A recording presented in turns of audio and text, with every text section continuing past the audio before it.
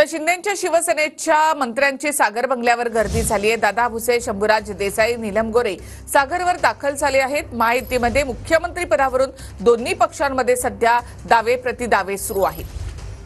तर थेट आपण माहिती घेऊयात आमचे प्रतिनिधी दिनेश दुखंडे यांच्याकडून। दिनेशजी, सध्या सागर बंगल्यावर शिंदे गटातल्या नेत्यांची गर्दी झाली आहे, दावे प्रतिदावे सुरू आहेत सध्या मुख्यमंत्री पदावरून।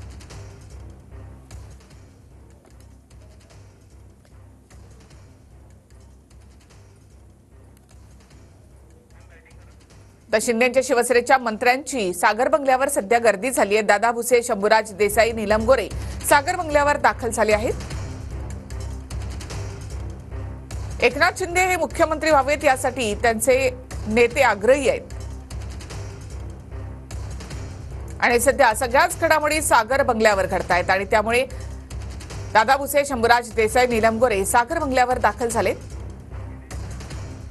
अधिक माहिती आपण घेऊयात आमचे प्रतिनिधी गिरीश गायकवाड यांच्याकडून। गिरीश, सध्या शिंदे गटाचे जे मंत्री आहेत ते सागर बंगल्यावर दाखल झालेत। महायुतीत मुख्यमंत्री पदावरून दोन्ही पक्षांमध्ये दावे प्रतिदावे।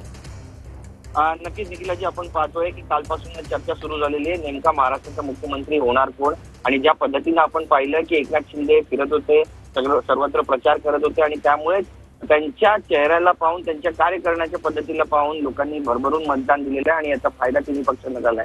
त्यामुळे शिवसेनेच्या मंत्र्यांनी सध्या सागर बंगल्यावर गर्दी केल्याचं चित्र आपल्याला पाहायला मिळतंय। दादा भुसे असू द्या, मंत्री शंभूराज देसाई असू द्या, ज्येष्ठ नेत्या नीलम गोरेताई असू द्या, त्याशिवाय उदय सामंत हे सुद्धा आता सागर बंगल्यावर जाऊन आले। पण त्यांनी स्पष्ट केलेलं आहे की कोणती राजकीय चर्चा इथे झाली नाहीये, पण जी माहिती सूत्रांकडून मिळते त्यानुसार मुख्यमंत्री पुन्हा एकदा एकनाथ शिंदे यांनाच करावा असा आग्रह जो आहे तो या सगळ्या आमदारांनी घेतलेला आहे। यामध्ये भुसे, देसाई, सामंत, गोरे यांनी देवेंद्र फडणवीस यांच्याकडे ही गळ घातलेली आहे। त्यामुळे आता नेमकं महाराष्ट्राचे मुख्यमंत्री कोण होणार आहे हे पाहणं सुद्धा तिथे महत्त्वाचं ठरणार आहे। निखिलाजी, धन्यवाद गिरीश।